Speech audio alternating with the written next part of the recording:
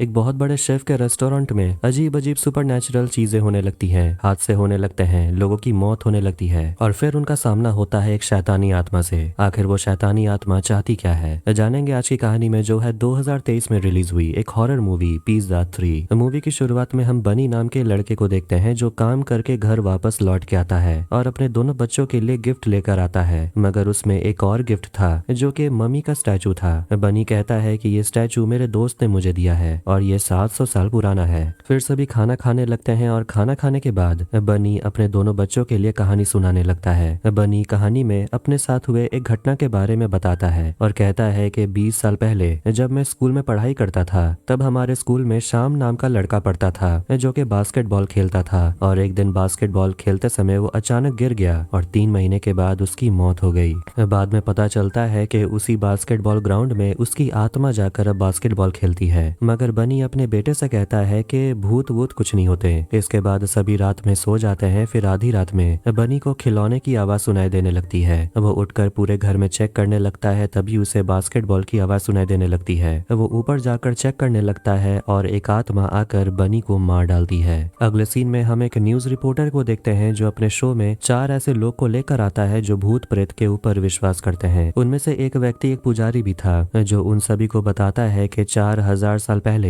Egypt की महारानी ने एक मम्मी का पुतला बनाया था और जिस दिन उनके ऊपर हमलावरों ने हमला किया, महारानी ने उस महल की सारी नकारात्मक शक्ति उस मम्मी के अंदर कैद कर दिया और माना जाता है कि वो मम्मी अब भारत में है। इसके बाद रिपोर्टर कायल से पूछता है कि उसका भूत प्रेत के बारे में क्या मानना है। कायल कहती है कि वो एक ऐप बनाई है जिसके द्वारा हम आत्माओं से बात कर सकते हैं। दूसरा इंसान कायल से कहता है कि क्या आप हमें डेमो दिखा सकते हैं। कायल उस इंसान के मरे हुए बेटे की आत्मा को बुलाने की कोशिश करती है, पर आखिर में वो आत्मा वहाँ पर आता नहीं। ये देखकर वो आदमी कहता है कि ये सब कुछ बकवास है, भूत प्रेत नहीं होते, ये सिर्फ कल्पना है। वहाँ एक और लाइब्रेरियन बैठा हुआ था जिसका भी यही मानना है कि जिन्होंने भूत देखा है वो भूत के ऊपर विश्वास करते हैं, पर जिन्होंने नहीं देखा वो नहीं करते। अगले दिन हम नालन को देखते हैं जो कायल से प्यार करता था और उससे शादी करना चाहता था और शादी की बात करने के लिए नालन कायल के भाई प्रेम से मिलने के लिए आता है। नालन प्रेम को अपने बारे में सब कुछ बता देता है कि वो एक रेस्टोरेंट चलाता है और रेस्टोरेंट के ऊपर फिलहाल लोन भी है, वो भी 20 सालों के लिए। प्रेम कहता है कि 20 सालों तक तुम लोन ही भरते रहोगे तो तुम मेरी बहन को खुश कैसे रखोगे।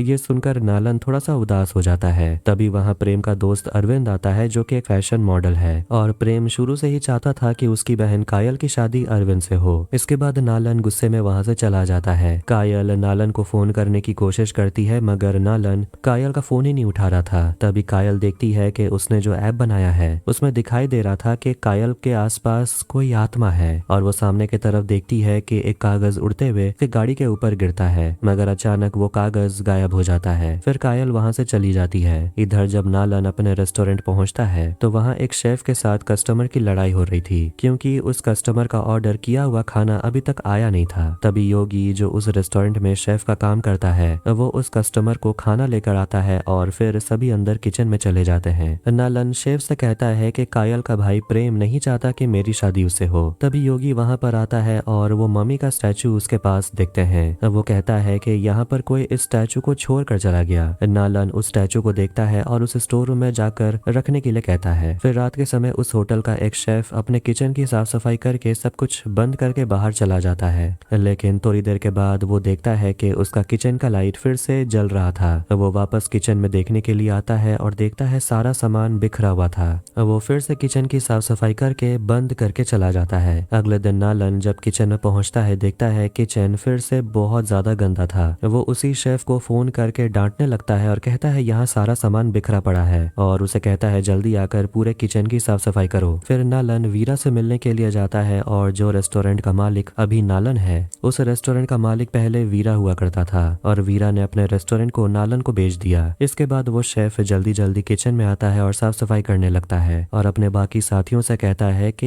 यहाँ मैं कल पूरी साफ सफाई करके गया था मगर अचानक मैंने देखा कि किचन का लाइट फिर से जलने लगा था और सारा सामान इधर उधर बिखरा पड़ा था। मैंने फिर से किचन को पूरा साफ किया और उसके बाद मैं घर गया। तभी वो शेफ फ्रिज में देखता है कि एक मिठाई रखी हुई थी, मगर ये मिठाई किसने बनाई है ये तो किसी को नहीं पता और उस मिठाई को खाकर सभी लोग का मन बहुत खुश हो जाता है क्योंकि वो मिठाई का स्वाद बहुत ही अच्छा था। फिर सभी शेफ उस मिठाई को अपने मेन्यू में डाल देते हैं जिसके बाद सभी कस्टमर उस मिठाई को खाने लगते हैं और उनमें से एक कस्टमर 35 किलो का ऑर्डर भी देता है। इसके बाद हम प्रेम को देखते हैं जो अपनी बहन कायल से मिलने के लिए आता है क्योंकि उस दिन कायल का जन्मदिन था और साथ में अरविंद भी आता है। अरविंद कायल से कहता है अपना जन्मदिन के मौके पर आज रात मैंने अपने घर में एक डिनर रखा है और आपको डिनर में आना पड़ेगा। लेकिन कायल डिनर में आने के लिए मना कर देती है और कहती है मैं शाम को थोड़ी बिजी रहूंगी। फिर कायल नालन के साथ अपना बर्थडे सेलिब्रेट करने के लिए चली जाती है और रात में नालन के साथ ही रहती है। फिर जब दोनों रात में सो रहे थे कायल पानी पीने के लिए उठती है और जब वो पानी पी रही थी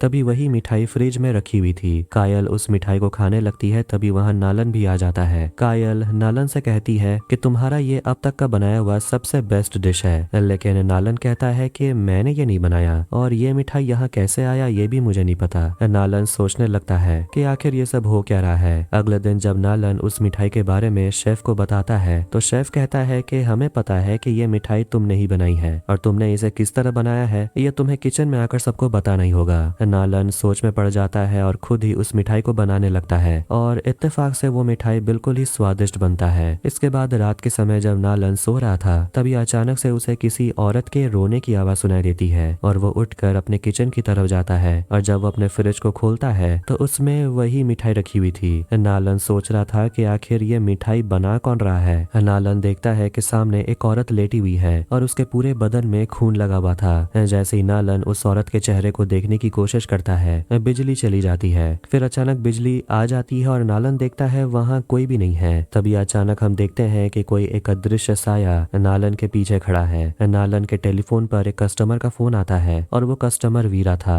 वीरा अपने लिए खाना ऑर्डर करता है मगर इतनी रात होने के बावजूद नालन खाने का ऑर्डर ले लेता है और वीरा के घर चला जाता है। वीरा अपने खाने को ले लेता है और जैसे ही वो दरवाजा बंद करके घर के अंदर आ रहा था तो फिर से उसके घर में कोई घंटी बजाता है। वीरा जब दरवाजा खोलता है तो वो देखता है बाहर नालन उसका खाना लेकर आया है। ये देखकर वीरा चौंक जाता है और कहता है कि अभी तो तुमसे मैंने खाना लिया, तुम फिर से कैसे आ गए। नालन कहता है कि मैं तो अभी अभी आया। वीरा देखता है कि उसने जो खाना लिया था वो खाना वहाँ पर था ही नहीं। वीरा सोच में पड़ जाता है और फिर से नालन से अपना खाना ले लेता है और जैसे ही वीरा दरवाजा बंद करके वापस घर में आता है तो कोई फिर से दरवाजे की घंटी बजाता है। वीरा जब दरवाजा खोलता है तो वहाँ बाहर एक लड़की उसके घर में आती है जिसे वीरा नहीं बुलाया था। वीरा अपने खाने को खोलता है और देखता है कि उसमें वही मिठाई रखा हुआ था। वीरा उस मिठाई को खाने लगता है और सीढ़ियों से ऊपर की तरफ जाने लगता है मगर हम देखते हैं कि ऊपर वाले बाथरूम में वही लड़की नहा कर निकलती है। उसे देखकर वीरा और ज्यादा घबराने लगता है और सोचता है कि अभी तो ये लड़की बाहर से आई मगर अचानक ये लड़की बाथरूम से कैसे बाहर निकल रही है। फिर वीरा नहाने के लिए बाथरूम चला जाता है और तभी वीरा के ऊपर कोई हमला कर देता है और उसे घसीट के बाथरूम से अंदर लेकर ले जाया जाता है और वाटर हीटर को चालू कर देता है जिस कारण वीरा गर्म के चलते उसकी वहीं मौत हो जाती है। मगर वीरा को कौन मारना चाहता था और इन सब के पीछे है कौन ये आपको बाद में जाकर पता चलेगा। फिर अगले दिन प्रेम नालन को मिलने के लिए बुलाता है क्योंकि वीरा की मौत का इन्वेस्टिगेशन प्रेम कर रहा था। प्रेम को शक था कि इन सब के पीछे नालन का हाथ हो सकता है। तभी वहाँ अरविंद भी पहुंच जाता है और अरविंद कहता है कि वीरा मेरा बहुत अच्छा दोस्त था और उसकी बॉडी देखने के लिए मैं यहाँ आया हूँ। फिर हवलदार अरविंद को लेकर वीरा की बॉडी दिखाने के लिए ले जाता है। अरविंद नालन को वार्निंग देता है कि मेरे से पूछे बिना तुम इस शहर से बाहर मत जाना और जब भी इंक्वायरी होगी तुम्हें पुलिस स्टेशन आना पड़ेगा। फिर हम रेस्टोरेंट में देखते हैं कि किचन में सीसीटीवी कैमरा लगाया जाता है क्योंकि नालन को लग रहा था कि उसके किचन में कोई तो है जो उसे परेशान कर रहा है। फिर उसी रात नालन अपने मोबाइल पर सीसीटीवी का लाइव फुटेज देखने लगता है। तभी उसके सीसीटीवी कैमरे में कोई दिखाई देता है और नालन दौड़ते हुए किचन की तरफ भागता है और किचन में उसे एक लड़की का भूत नजर आता है जिसे देखकर वो घबरा गया था मगर वो भूत वहां से गायब हो जाता है। तभी नालन को कायल का फोन आता है और कहती है कि अरविंद मुझे बार बार परेशान कर रहा है और वो नालन से कहती है जाकर अरविंद से बात करने के लिए कि आखिर कायल को फोन करके वो परेशान क्यों कर रहा है। अगले दिन नालन बहुत ही परेशान था और उसके सामने वही मिठाई रखी हुई थी। वो उस मिठाई को उठाकर गुस्से में फेंक देता है और शेफ से कहता है कि कायल ने अरविंद से बात करने के लिए कहा है और ऊपर से उसका भाई प्रेम भी मेरे पीछे पड़ा हुआ है। शेफ नालन का जिगरी दोस्त है और वो नालन से कहता है कि तुम जाकर अरविंद से बात करो और मैं यहाँ रेस्टोरेंट संभालता हूँ। फिर वो शेफ अपने बाकी साथियों से आज रात यहीं रुकने के लिए कहता है। फिर रात के समय शेफ अपने बाकी तीनों साथियों के साथ रेस्टोरेंट में बैठकर दारू पी रहा था। तब ये कर्मचारी चिप्स का पैकेट लेने के लिए नीचे चला जाता है और जैसे वो कर्मचारी नीचे गया था वहाँ एक लड़की का भूत उसे पकड़ लेता है। इधर हम देखते हैं कि नालन अरविंद से मिलने के लिए उसके घर चला जाता है। उसके बाद शेफ देख रहा था कि उसका साथी इतने देर से वापस नहीं आया। फिर वो अपने दूसरे साथी से मिलकर नीचे किचन की तरफ चला जाता है। तभी उन दोनों को उसी लड़के की आत्मा पकड़ लेती है। इधर नालन अरविंद से मिलकर वापस अपने रेस्टोरेंट में आता है और अपने किचन में जाता है। तभी अचानक उसे बहुत तेज आवाज सुनाई देने लगती है, जिस कारण नालन का दिमाग फटने लगता है। तभी हम देखते हैं कि उसके सामने वही लड़की की आत्मा आकर खड़ी हो जाती है, जिसे देखकर नालन चौंक जाता है। अगले दिन हम प्रेम को देखते हैं जो अरविंद के घर पहुंचता है और देखता है कि अरविंद मर चुका है और अरविंद की मौत का इन्वेस्टिगेशन करने के लिए प्रेम वहां पर आया है। इधर हॉस्पिटल में देखते हैं कि शेफ और उसके दोनों साथी हॉस्पिटल में भर्ती थे। तभी वहां प्रेम आ जाता है और नलन को पकड़कर जेल में ले जाने की कोशिश करता है और कहता है वीरा के साथ साथ तूने अरविंद का भी मर्डर कर दिया। नलन कहता है कि आपके पास मेरे खिलाफ कोई सबूत नहीं है, पहले जाकर सबूत लेकर आइए तब मेरे से बात कीजिएगा। तभी प्रेम को पता चलता है कि अरविंद ने खुदकुशी की है। नालन से मिलने के लिए कायल आती है और नालन कायल को सारी बात बताता है और कहता है कि जब मैं अरविंद के घर गया था तब अरविंद ऊपर वाले कमरे में चला गया था, जहां हम देखते हैं कि बहुत सारा स्टैचू रखा हुआ था। अरविंद अपना एक ब्लेजर उस स्टैचू के ऊपर रख देता है, लेकिन अचानक वो ब्लेजर अपने आप नीचे गिर जाता है। अरविंद वापस से उसे उठाकर स्टैचू के ऊपर रख देता है। तभी हम देखते हैं कि पीछे से एक स्टैचू के ऊपर काला कपड़ा रखा हुआ था और काला कपड़ा अपने आप उठकर अरविंद का गला दबोचने लगता है। अरविंद चिल्लाने लगता है और उसकी आवाज सुनकर नालन भी ऊपर वाले कमरे में आ जाता है। नालन वही काले कपड़े को उठाकर देखता है कि अरविंद हवा में लटक रहा है और कोई अदृश्य शक्ति उसे खींच कर कहीं ले जाती है। नालन डर के मारे वापस अपने रेस्टोरेंट आता है और वहीं पर अपने किचन में उसे वही बच्ची का भूत देखता है। वो सारी बात सुनकर कायल नालन के साथ उसके रेस्टोरेंट चली जाती है और जैसे ही कायल किचन में अंदर जाती है किचन का दरवाजा अपने आप बंद हो जाता है। नालन किचन के बाहर ही रह गया था। नालन किचन का दरवाजा खोलने की कोशिश करता है मगर वो दरवाजा अब खुल ही नहीं रहा था। तभी कायल का ऐप सिग्नल देना चालू कर देता है और वहाँ उसे उस लड़की का भूत दिखाई देने लगता है। कायल उस भूत से पूछती है कि तुम यहाँ क्यों आई हो और यहाँ से जाने के लिए कहती है। तभी वो भूत कायल को मारने के लिए आगे बढ़ती है। नालन भी दरवाजा खोलकर किचन के अंदर चला जाता है और वो भूत भी वहाँ से चली जाती है। फिर दोनों मिलकर उस लाइब्रेरियन के पास जाते हैं और ये वही लाइब्रेरियन है जिसे हमने शुरुआत में देखा था। नालन अपने साथ हो रहे सारी घटनाओं के बारे में उन्हें बताता है। उस लड़की का भूत वीरा और अरविंद का मौत सभी इल्जाम मेरे ऊपर लगाया जा रहा है। ये सारी बात सुनकर वो लाइब्रेरियन कहता है कि जिस लड़की को तुमने अपने किचन में देखा उसे किसी ने मारा है और अपने गुनहगार को मारने के लिए वो सभी लोगों को मार रही है। नालन कहता है कि मेरे रेस्टोरेंट से पहले यहाँ एक मिठाई की दुकान हुआ करती थी और उस मिठाई की दुकान का नाम था मित्रा।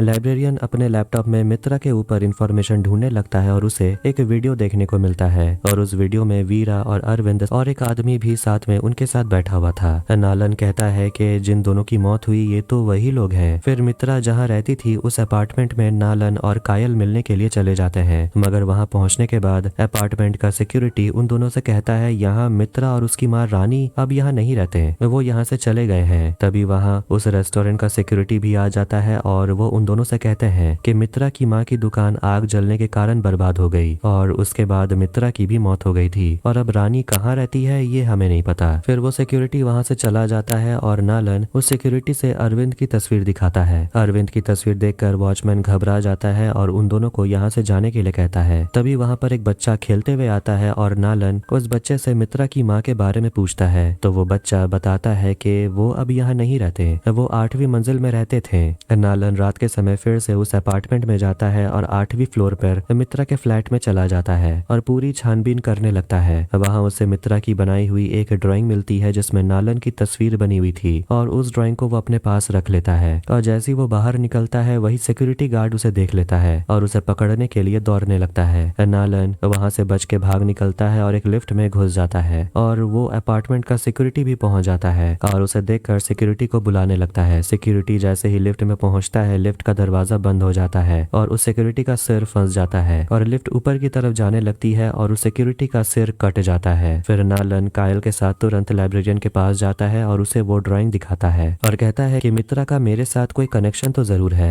लाइब्रेरियन कहता है कि इसके लिए तुम्हें उसकी माँ से बात करना होगा, उसकी माँ का पता अभी तक उन्हें पता नहीं चला। कायल और नालन वापस रेस्टोरेंट में चले जाते हैं और किचन में जाकर कायल अपने ऐप को ऑन करती है और मित्रा की आत्मा को बुलाने की कोशिश करती है। मित्रा की आत्मा वहाँ आ जाती है और नालन मित्रा से पूछता है कि तुम यहाँ पर क्या कर रही हो और तुम्हें चाहिए क्या, तुम्हारी माँ कहाँ पर है। मित्रा अब बात करती है और कहती है कि मेरी माँ तुम्हारे पीछे खड़ी है। फिर दोनों जैसे ही मुड़कर देखते हैं वो लोग देखते हैं कि मित्रा की माँ की आत्मा उनके पीछे खड़ी है, मतलब कि मित्रा की माँ भी मर चुकी है। मित्रा की माँ नालन और कायल को अपने साथ हुए घटना के बारे में बताने लगती है और इसके बाद हम मित्रा को देखते हैं जो तैयार होकर अपने स्कूल के लिए निकलती है और उसकी माँ का एक मिठाई का दुकान था जो मित्रा और उसकी माँ मिलकर चलाती हैं। मित्रा जब स्कूल जा रही थी तब ऑटो चलते चलते खराब हो गया था। ऑटो वाला अपने गाड़ी को ठीक करने लगता है और मित्रा पास के एक मैदान में चली जाती है जहाँ एक क्रिकेट मैच चल रहा था और वहीं हम नालन को देखते हैं जो क्रिकेट खेल रहा था। मित्रा नालन को देखकर उसकी तस्वीर बनाने लगती है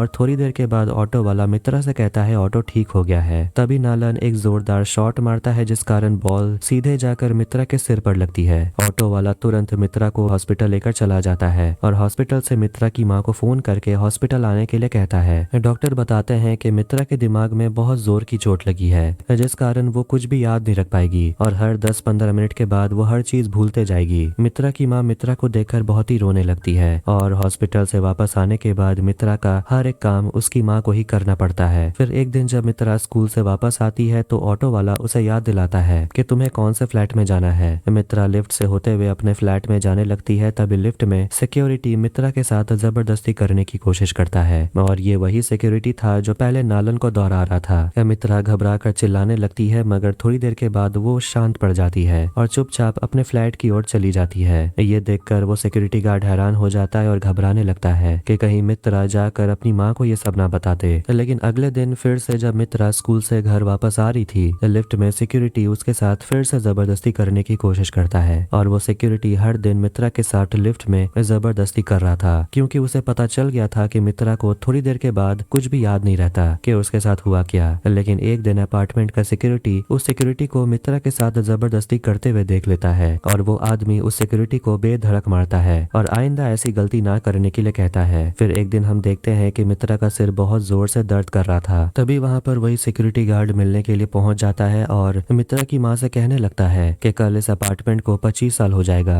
और इसी खुशी में हमने सिल्वर जुबली प्रोग्राम रखा है और मित्रा की माँ को एक मिठाई का स्टॉल लगाने के लिए कहता है। फिर अगले दिन शाम को सभी लोग तैयार होकर सिल्वर जुबली सेलिब्रेट करने के लिए चले जाते हैं और मित्रा की माँ मित्रा के साथ वहाँ पर अपना एक मिठाई का स्टॉल लगवा देती है और वहाँ हम देखते हैं कि वही मिठाई सबको खिलाई जा रही थी जो मिठाई हम नालन के किचन में भी देखे थे। सभी लोग बहुत ही खुश थे। तभी मित्रा को बहुत जोर से सर दर्द कर रहा था और उसे चक्कर आने लगते हैं। मित्रा की माँ सुषमा को बुलाती है जो उसी के अपार्टमेंट में रहती है और सुषमा से कहती है कि मित्रा को लेकर उसके फ्लैट में चले जाने के लिए और उसी के साथ रहने के लिए। लेकिन थोड़ी देर के बाद मित्रा की माँ देखती है कि सुषमा वापस आकर खेल रही थी। जब वो सुषमा को बुलाकर पूछती है कि तुम यहाँ क्या कर रही हो और मैंने तुम्हें कहा था ना मित्रा के साथ रहने के लिए। सुषमा कहती है कि मैंने उसे फ्लैट में छोड़कर फिर मैं यहाँ आ गई पर मित्रा अब वहाँ पर नहीं है। मित्रा की माँ टेंशन में आ जाती है और पूरे अपार्टमेंट में अपनी बेटी को ढूंढने लगती है और सभी से पूछने लगती है लेकिन मित्रा का कहीं पता नहीं चल रहा था। आखिर में मित्रा की माँ सिक्योरिटी के फ्लैट में चली जाती है और उनसे पूछती है क्या आपने मेरी बेटी को देखा है। सिक्योरिटी कहता है मैंने तुम्हारी बेटी को नहीं देखा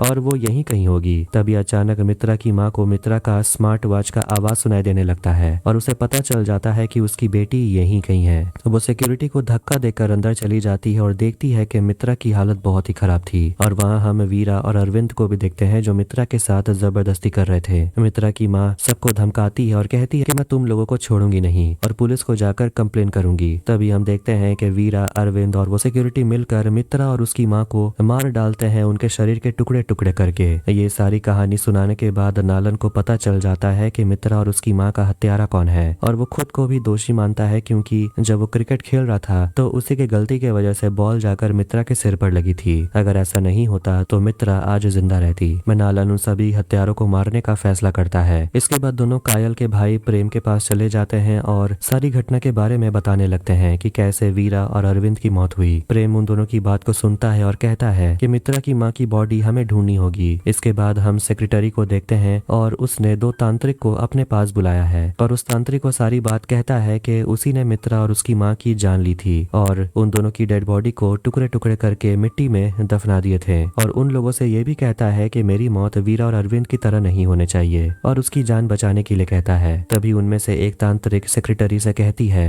कि हमें जल्द से जल्द मित्रा और उसकी बेटी का सिर ढूंढना होगा और उसे जला देना होगा। फिर सिक्योरिटी सभी को लेकर उस जगह पहुंच जाता है जहां उसने मित्रा और उसकी माँ को दफनाया था। वहां तांत्रिक अपने शक्ति से पता लगा लेते हैं कि उन दोनों की बॉडी कहाँ दफनाई हुई है। इसके बाद तांत्रिक सेक्रेटरी के चारों तरफ आग जला देती है और कहती है कि इस आग के उस तरफ मत जाना, नहीं तो तुम्हारी जान को खतरा हो सकता है। और फिर सभी तांत्रिक मित्रा और उसकी माँ का सिर ढूंढने के लिए चले जाते हैं। तभी अचानक वहाँ पर बारिश होने लगती है और वो आग बुझ जाता है और मित्रा की आत्मा आकर सेक्रेटरी को उठाकर एक खंडर जगह में लेकर पटक देती है और उसे पूछती है कि तुमने मेरे साथ ऐसा क्यों किया। इधर उस तांत्रिक को हम देखते हैं जो मित्रा और उसकी माँ की बॉडी ढूंढ रही थी। तभी मित्रा की माँ की आत्मा वहाँ पर आती है और उस तांत्रिक को उठाकर फेंक देती है। इधर सेक्रेटरी अपनी जान बचाकर भागने की कोशिश करता है, तभी उसके सामने नालन आ जाता है और उसके अंदर मित्रा की माँ का भूत था। इधर हम फिर से तांत्रिक को देखते हैं जिसे होश आता है और वो मित्रा की माँ की बॉडी को जला देता है, जिसके कारण नालन की बॉडी के अंदर से मित्रा की माँ की आत्मा बाहर निकल आती है और सिक्योरिटी नालन के ऊपर हमला करने लगता है। तभी वहाँ कायल भी पहुंच जाती है और सेक्रेटरी उसे देखकर समझ रहा था कि वो मित्रा है। सेक्रेटरी फिर से कायल के ऊपर हमला करने लगता है और उसे बचाने के लिए उसका भाई प्रेम वहाँ पहुंच जाता है। तभी मित्रा की आत्मा नालन के बॉडी को वश में कर लेती है और नालन के हाथों में एक बंदूक भी होता है जो मित्रा के काबू में था और वो गोली चला देती है, जिस कारण सेक्रेटरी मर जाता है। आखिरी में नालन मित्रा की आत्मा से माफी मांगता है और कहता है कि तुम्हारी हालत मेरे कारण हुई है, पर मित्रा नालन को माफ कर देती है और मित्रा और उसकी माँ दोनों को अब मुक्ति मिल जाती है। मूवी के आखिरी सीन में नालन से मिलने के लिए उसके रेस्टोरेंट में वही लाइब्रेरियन आता है और उसे पूछता है कि मैं यहाँ एक स्टैचू छोड़ कर गया था। नालन वही मम्मी का स्टैचू लेकर आता है और उस लाइब्रेरियन को दे देता है और वो लाइब्रेरियन अपना स्टैचू लेकर वहां से चला जाता है और इसी के साथ ये फिल्म यहीं पर खत्म हो जाती है। वीडियो अगर आपको पसंद आए तो वीडियो को लाइक करें, चैनल को सब्सक्राइब करें। मिलते हैं नेक्स्ट वीडियो में। Take care.